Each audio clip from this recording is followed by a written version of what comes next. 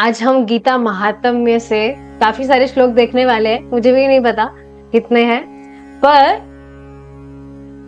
उन श्लोकों में क्या बताया जा रहा है कि जो व्यक्ति गीता नहीं पढ़ता है, गीता नहीं जानता है, और गीता पढ़ने के अलावा बहुत सारा काम है उसके पास में, उसके पास में बाकी सारी चीजें भी हैं, उनका वर्णन हम एक एक श्लोक में आज करेंगे। तो प्लीज सिंग विथ मी।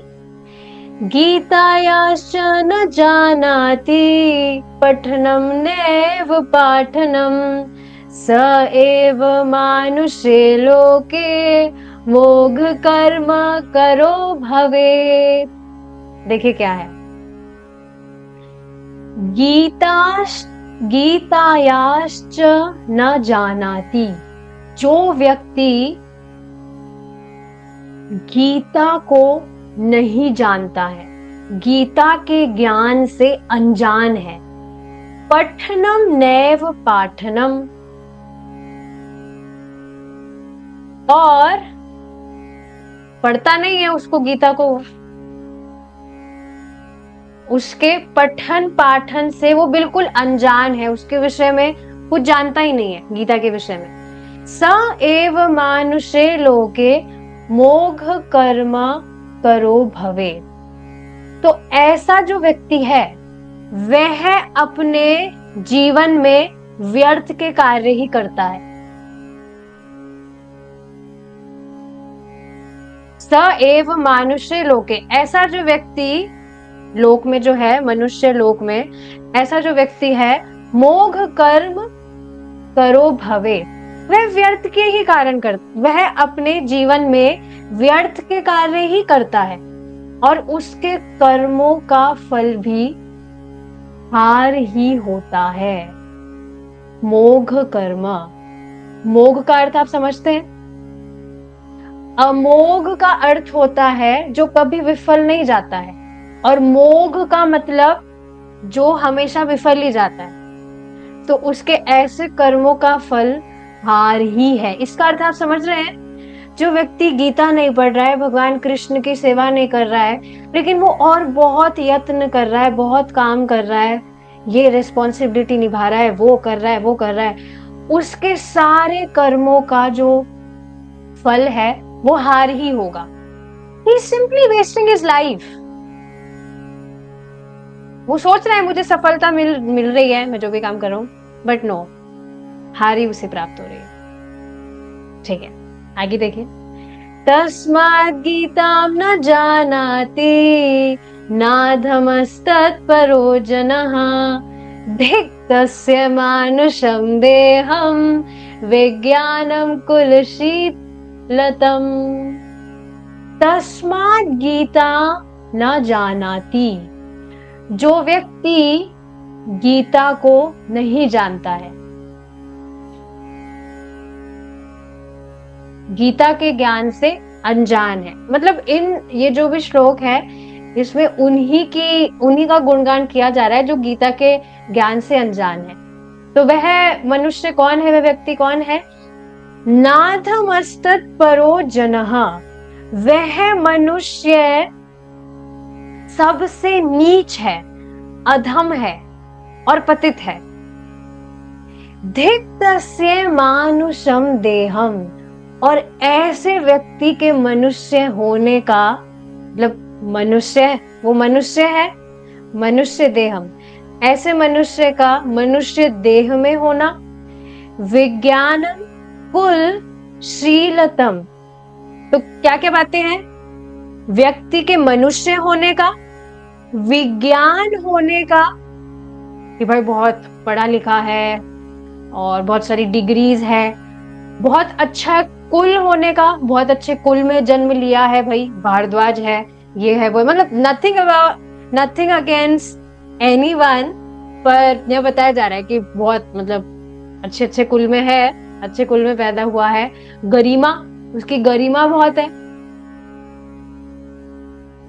शीलतम की मतलब बहुत मानते हैं लोग उसको। तो इस सभी पर धिक्कार है। कभी आपने सुना है कि कोई व्यक्ति कुछ ऐसा काम कर रहा है जो बहुत ही शर्मिंदगी वाला है, तो उसको कहते हैं अरे धिक्कार है, तुम इतने पढ़े लिखे हो और फिर भी ऐसे काम कर रहे हो, धिक्कार है तुम्हारी पढ़ाई लिखाई पर। तो जो भी व्यक्ति है खूब वो ज्ञानी बन रहा है और खूब अच्छे कुल में भी जन्म लिया है, बहुत उसकी मतलब एक्सटर्नली लोग उसकी वाई वाई भी करते हैं, सब पर धिक्कार है, कुछ नहीं, धिक्कार है। ठीक है, आगे देखिए। गीतार्थम न विजानाति नाधमस्तत्परो जनः धिक् शरीरम शुभम शीलम विभावन्तद् गृहाश्रमम। गीता अर्थम न विजानाति। अगेन क्या कहा जा रहा है कि जो व्यक्ति गीता के ज्ञान के महत्व को नहीं जानता है, गीता के अर्थ को नहीं जानता है, नाधमस्तत्परो जनः, वह मनुष्यों में सबसे अधम व्यक्ति है। धिक् शरीरम शुभम शीलम, और चाहे से उसका शरीर भी सुंदर क्यों ना हो, बहुत ही handsome, good looking, very beautiful, कुछ भी उसका सुंदर शरीर भी क्यों ना हो, और चाहे वह शीलम विभावन दत्त गृहाश्रमम, चाहे वो उच्च पद पर क्यों ना हो, बहुत अच्छी डेजिग्नेशन है भाई, इंजीनियर है, लॉयर है, डॉक्टर है, बहुत ऊंचे पद पर भी क्यों ना हो, और चाहे उसका विभावन दत्त, उसका वैभव भी क्यों ना हो, और उसका गृह आश्रम भी कैसा भी क्यों ना हो, बहुत बड़ा घर है, बहुत बड़ी फैमिली एक्सपेंड की हुई है, सभी पर धिक्कार है, क्यों गीता ही नहीं जान रहे। जैसे देखिए, कभी आपने एक और एग्जांपल से समझते हैं इसको,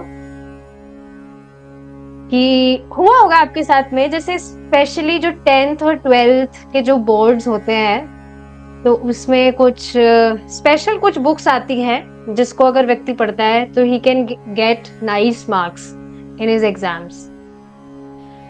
तो अब सोचिए कि बहुत ही मतलब विख्यात हो वो बुक और कोई बच्चा उसको पढ़े ही ना, और एग्जाम के टाइम पर मतलब बातें चले, मतलब जस्ट एग्जाम के होने से पहले ही होता ही है, बोर्ड्स वगैरह होते हैं तो पहले सब बच्चे इकट्ठे हो जाते हैं, तो अब डिस्कशन चल रहा है कि ऐसे ऐसे आएगा, और पता लगे कि जो बुक बहुत विख्यात है उसी को वो व्यक्ति पढ़ के नहीं आया, तो क्या उसको क्या बोलेंगे, अरे तुम ये बुक नहीं पढ़ी, तो इतनी इंपॉर्टेंट बुक थी, सब इसको तो पढ़ते हैं, अब तुम यही बुक नहीं पढ़े, तो फिर तुम पढ़े क्या हो, धिक्कार है। तो इस तरह से कहा जा रहा है कि तुम सब कुछ कर रहे हो, तुम्हारा अच्छा घर है, बहुत वैभव है, उच्च पद पर भी हो, लेकिन गीता नहीं पढ़ते, धिक्कार है। ठीक है, आगे देखिए। गीता शास्त्रम न जानाति नाधमस्तत्परो जनः धिक् प्रारब्धम प्रतिष्ठाम च पूजा दानम महात्मम। अब फिर से, जो व्यक्ति गीता शास्त्र को नहीं जानता है, नाधमस्तत्परो जनः, गीता शास्त्र को नहीं जानता है, वह मनुष्य सबसे अधम है। अधम का मतलब आप समझ रहे हैं, मनुष्यों में सबसे नीच है, वो मनुष्य कहलाने लायक ही नहीं है, वो तो मनुष्य हो ही नहीं। धिक् प्रारब्धम प्रतिष्ठाम च, और उसकी प्रतिष्ठा, पूजा, दानम महात्मम, प्रतिष्ठा, पूजा, दान और अन्य कार्य वो खूब कर रहा है, गीता नहीं पढ़ रहा पर खूब दान कर रहा है, ये कंबल बांट रहा है, ये बांट रहा है, वो बांट रहा है, सब कुछ उसका मतलब है बहुत रुचि, लेकिन गीता नहीं पढ़ रहा है। तो उसके इस तरह से ये जो भी प्रतिष्ठा, पूजा, दान और अन्य कार्य है, उन सभी पर धिक्कार है। धिक्कार का मतलब आप समझ रहे हैं, वो कुछ काउंट होने लायक नहीं है, जो भी वो कर रहा है, तो तो वो सब कुछ वेस्ट ही कर रहा है, मेन चीज नेग्लेक्ट कर रहा है, और वो सोच रहा है कि वो जो भी बाकी चीजें कर रहा है उससे उसका कुछ हो जाएगा। शुरू में ही हमने पढ़ लिया, मोघ कर्मा, जो भी कर्म कर रहा है उसका जो फल है वो हार ही है। ठीक है, आगे देखिए। गीता शास्त्रे मतिर्नास्ति सर्वं तम निष्फलं जगुः धिक्तस्य ज्ञानदातारं व्रतं निष्ठां तपो यशः। जो व्यक्ति गीता शास्त्रे मतिर्नास्ति, जो व्यक्ति गीता शास्त्र का सम्मान नहीं करता है, उसकी आदर बुद्धि नहीं है गीता शास्त्र के प्रति, सर्वम तम निष्फलम जगु। जैसे आप सोचते होंगे कि अरे गीता तो इतना महान ग्रंथ है, कोई व्यक्ति उसको पढ़े भी ना फिर भी आदर बुद्धि तो सबकी होती है, ऐसा नहीं है। जैसे कुछ टाइम पहले प्रभु जी ने एक आइडिया दिया था प्रीचिंग करने का, कि आप किसी से भी कुछ बात स्टार्ट करना चाहते तो आप उनसे गीता के विषय में पूछिए, आप गीता में विश्वास रखते हैं? बोलेंगे हाँ हाँ, गीता बहुत बढ़िया ग्रंथ है, जैसे उसको पढ़े भी ना हो, तो वहां से आप प्रीचिंग स्टार्ट कर सकते हैं। तो मैंने बीच में ऐसे ट्राई किया था 2-3 दिन, I was trying to catch people. मैं इस तरह से उनसे पूछ रही थी आपको गीता में विश्वास है? तो कुछ लोग इतने अधम है, वो कहते नहीं, हम खाली हमारी साइंस की बुक पे हम विश्वास करते हैं। मतलब डायरेक्ट इस तरह से they say it on the face।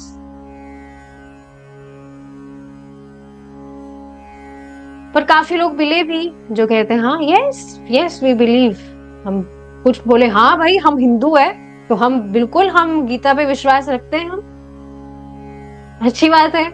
लेकिन यहाँ क्या बताया जा रहा है, जिनकी गीता शास्त्र में मतिर नास्ति, आदर बुद्धि नहीं है, मतलब जो सम्मान की बुद्धि नहीं है, विश्वास नहीं करता है, सर्वम तम निष्फलम जगुः, तो उसका जीवन असफल हो जाता है, उसका जीवन असफल ही है। धिक्तस्य ज्ञानदातारं व्रतं निष्ठां तपोजनः। जिस व्यक्ति की गीता शास्त्र में ही आदर बुद्धि नहीं है, तो उसके ज्ञान, उसके व्रत, निष्ठा, तप और जो भी उसका यश है उस सभी पर धिक्कार है, किसी काम का नहीं है।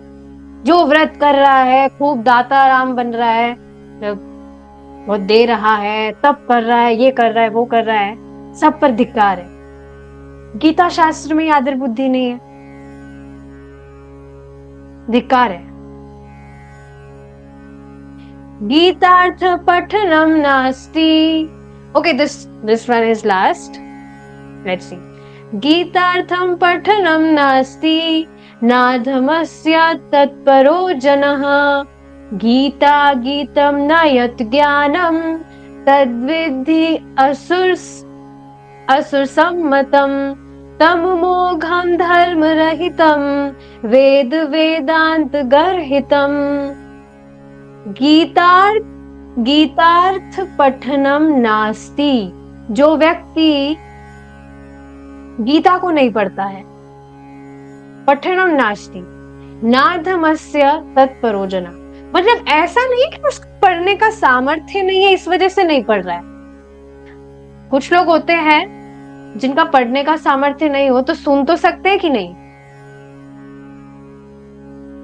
जैसे मुझे इस पर इंसिडेंट याद आ रहा है, कल की ही बात है। When I was coming back to Jaipur from Vrindavan, I was in train, तो एक माता जी थी, वो कुछ तबला वबला था उनके हाथ में, तो वो आई थी कुछ पैसा मांगने के लिए, होते ही ऐसे घूमते रहते। तो मैंने उनको कहा कि अरे आप बहुत दुखी लग रही है, क्या हुआ आप? तो वो मतलब she was looking very sad। तो मैंने इस तरह से उनसे पूछा कि क्या बात है। अच्छा आपको पता है, मैं आपको एक चीज मैं आपको बताऊंगी, अगर आप उसको करेंगे तो आपकी जो भी परेशानी है, जो भी आप जिस भी परेशानी से आप जूझ रहे हैं, वो सबका उसका विनाश हो जाएगा, सबसे आप मुक्त हो जाएंगे। पर उनको कोई बात मेरी सुननी ही नहीं थी, उनको कुछ भी सोल्यूशन नहीं चाहिए था, उनको बस थोड़ा कुछ चिल्लड़ चाहिए था कि नहीं मुझे कुछ पैसा दे दो, देना हो तो। लेकिन फिर भी आई वॉज ट्राइंग कि मैं उनको बताऊं, मैं बोल रही थी, आई वॉज कॉन्स्टेंटली स्पीकिंग कि भाई कुछ तो दिमाग में चल जाए कि हरे कृष्ण मंत्र जप करो। तो बोली अरे क्या तुम माथा खा रहे हो मेरा, फिर वो चली गई वहां से। तो ठीक है, दिखने में शी वॉज लुकिंग, मतलब कुछ पढ़ी लिखी वो नहीं दिख रही थी, पर आप देख रहे हैं वो सुनना भी नहीं चाहती थी कुछ भी। तो गीतार्थम पठनम नास्ति, पढ़ता नहीं है इसका मतलब ये नहीं है कि पढ़ने में असमर्थ है, उसकी बात हो रही है। पढ़ने में समर्थ है वह नहीं पढ़ता है, और बहुत कचरा वो पढ़ता है। जैसे मैं देख रही थी काफी आगे पीछे काफी स्टूडेंट्स थे, कंपटीशन की पढ़ाई के लिए ऐसे लगे पड़े थे, ट्रेन में भी नहीं छोड़ रहे, बस पढ़े जा रहे पढ़े जा रहे, पर गीता नहीं पढ़ेंगे। गीतार्थम पठनम नास्ति, जो गीता नहीं पढ़ते हैं, नाधमस्य तत्परो जनः, तो उससे अधिक मनुष्यों में कोई पतित है ही नहीं। गीता गीतम न यत ज्ञानम तद विद्धि असुर सम्मतम, जो व्यक्ति गीता नहीं पढ़ रहा है और जिस ज्ञान का गीता में उल्लेख नहीं है उसके विषय में बताया जा रहा है। बहुत ही इंपॉर्टेंट चीज है ये, गीता गीतम न यत ज्ञानम, जिस भी ज्ञान का, यत ज्ञानम गीता गीतम न, जिस भी ज्ञान का गीता में उल्लेख नहीं है वह ज्ञान ज्ञान है ही नहीं। तो वह क्या है? तद विद्धि असुर सम्मतम तम मोघम धर्म रहितम वेद वेदांत गर्हितम। समझ पा रहे हैं?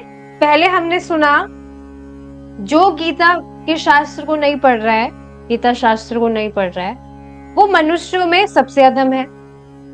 और गीता में जिस ज्ञान का उल्लेख नहीं है, जो भी भगवान कृष्ण बता रहे हैं, उस तो वह वास्तव में ज्ञान है ही नहीं। गीता में जिस भी विषय में उल्लेख नहीं है वह वास्तव में ज्ञान है ही नहीं। वह क्या है? वह आसुरी, असुर सम्मतम, वह आसुरी, तम मोघम, वह व्यर्थ, धर्म रहितम, धर्म रहित, और वेद वेदांत गर्हितम, वेद और उपनिषदों द्वारा गर्हित है। गर्हित का मतलब आप समझ रहे हैं? जिसको निष्कासित किया जाता है, निकाल दिया, कोई जरूरत नहीं तुम्हारी, just go, you are waste. गर्हितम मतलब जिसकी उपेक्षा की जाती है, नेग्लेक्ट। तो वेदांत उपनिषदों के द्वारा उस ज्ञान की, ज्ञान नहीं, अज्ञान की, वो ज्ञान जो गीता में जिसका उल्लेख नहीं है, तो वह हुआ अज्ञान। और उस अज्ञान की कोई सराहना नहीं करते हैं वेद और जो भी उपनिषद है। वेद और उपनिषदों के लिए वह गर्हित है। गर्हित मतलब त्याज्य योग है, जिसको त्याग देना चाहिए।